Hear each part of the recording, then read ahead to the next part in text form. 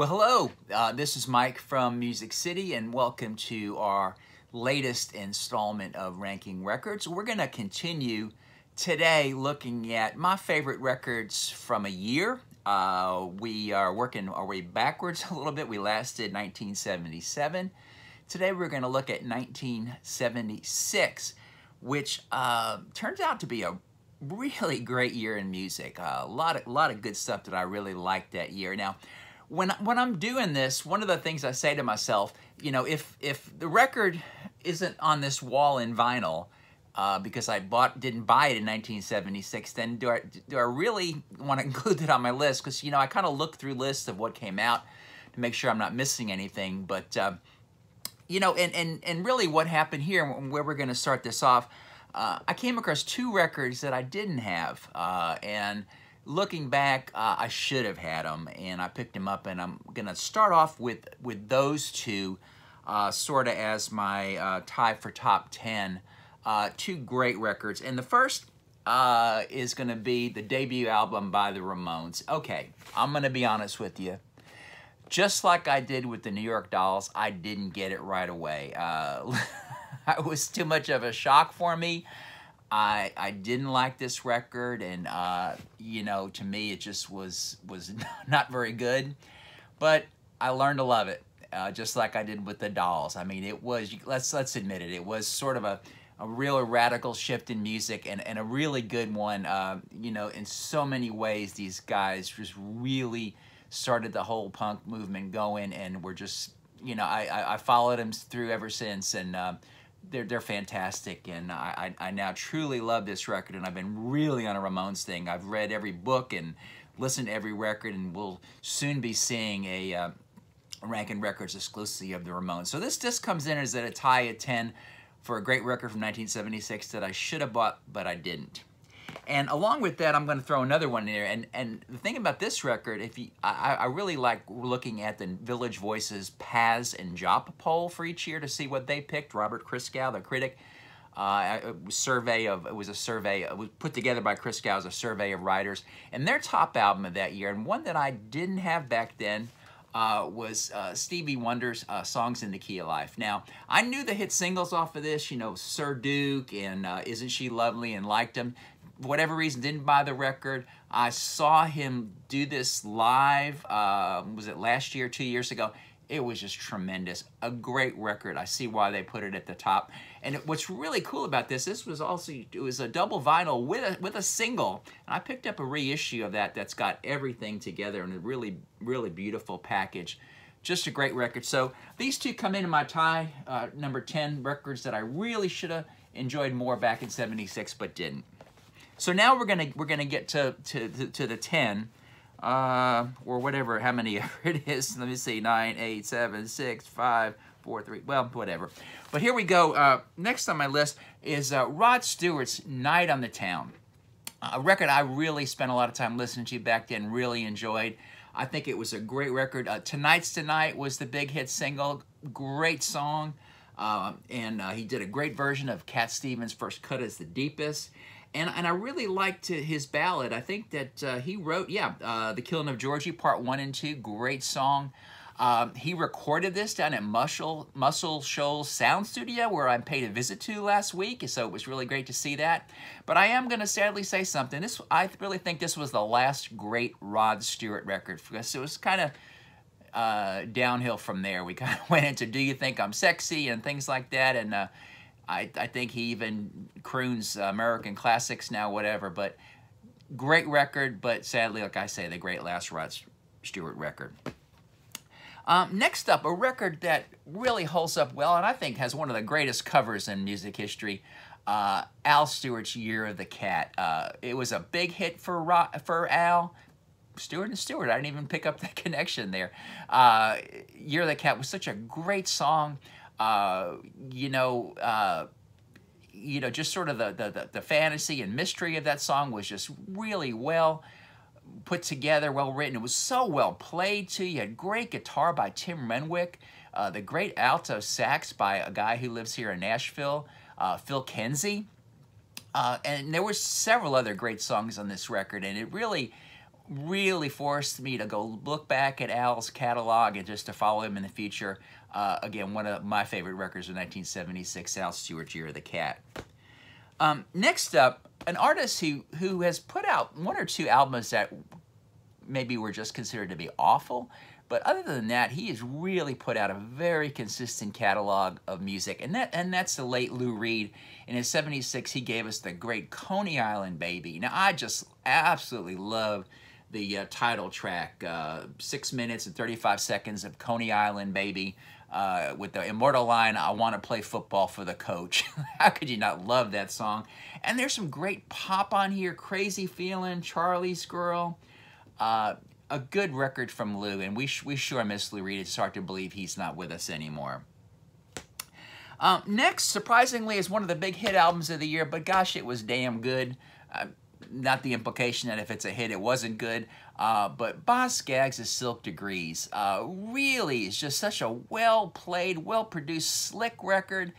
Yeah, you know, Low Down maybe copped a little bit of the disco feel of the time, but some really great singing and great playing in here. Beautiful songs like We're All Alone, his cover of the Alan Toussaint, What Do You Want the Girl to Do, Lido Shuffle, Georgia. Oh my gosh, great singing, great playing. One of the things I was really sad about, you know, as popular as this record was, you know, he didn't tour in New York when I lived in. I really wanted to go see him, and I just couldn't believe he wasn't playing live. But I finally got to see him a couple of years ago at the Ryman and here in Nashville, and he did play a lot of these songs in his set, and I thought it was great. So great record from Boz Scaggs.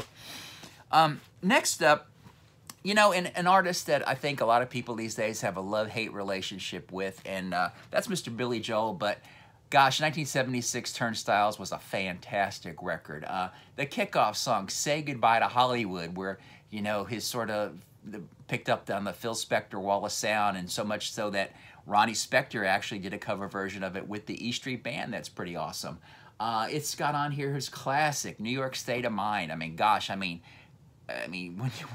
does that song just reek the word classic? Miami 2017, you know, The Lights Going On Broadway, another great song. Just a really good record from Billy. Like I said, there was a love-hate relationship with him, and this, in my opinion, maybe was one of his last truly great records. Not that nothing good came after that, but this was a great one.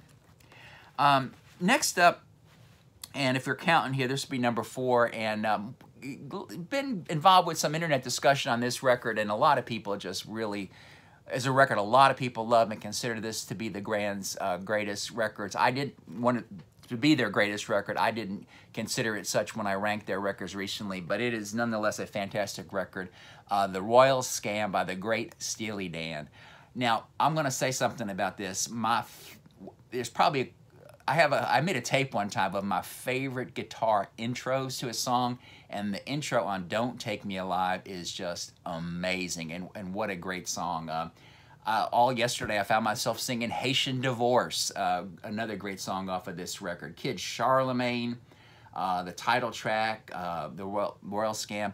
A really, really strong record, and as somebody recently once told me, Steely Dan never made a bad record, and I think I have to agree with that. So that clocks in at number 4. Now, number 3, this was kind of a surprise to me that I'm gonna put 2 records in a tie for number 3 since they came from the same artist.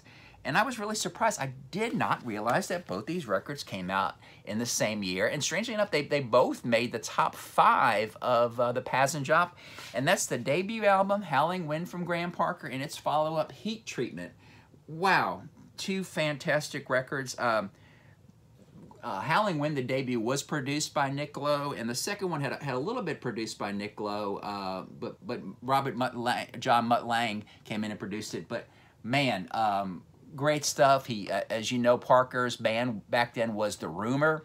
You know, he picked up some of the best pub rockers in the business, the guys from Brinsley Schwartz, Ducks Deluxe, you know, put the group together.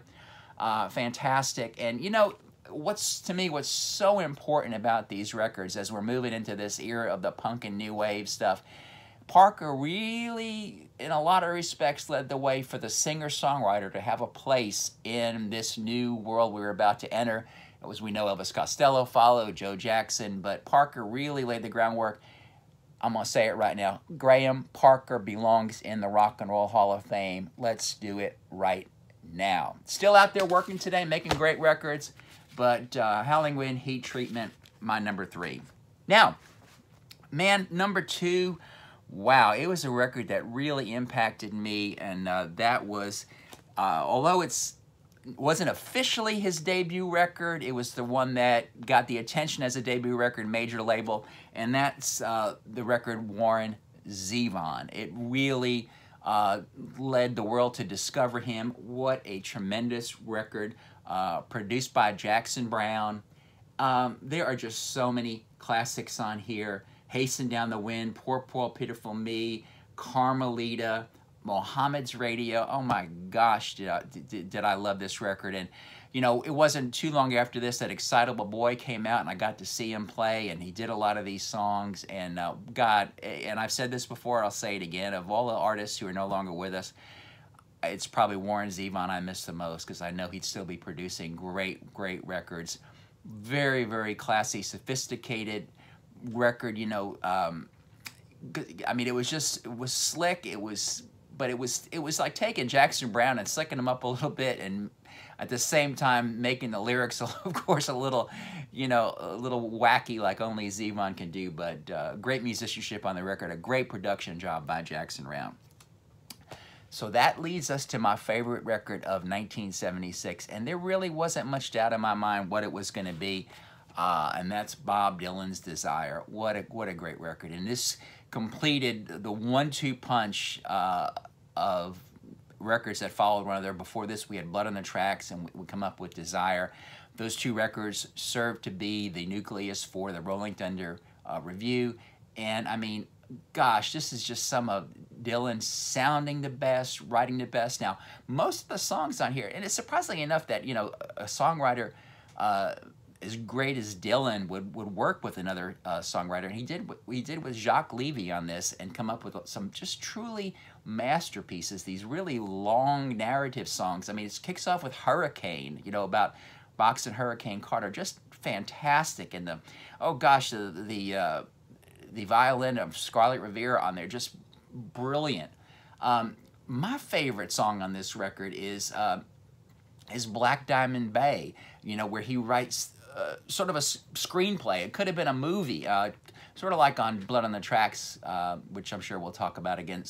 We'll talk about in the future, you know, where you had Lily Rosemary and the Jack of Hearts, those long narrative songs. Joey, the long ballad about, you know, the Mafia figure, Joey Gallo. Romance in Durango, and, you know, Mozambique. Those songs made me think of how Emmylou Harris sounds so wonderful singing with Dylan on this record. To me, this was Dylan in real time for me, you know, with my age, and I just loved this record and played it to death, and I call it the best record of 1976.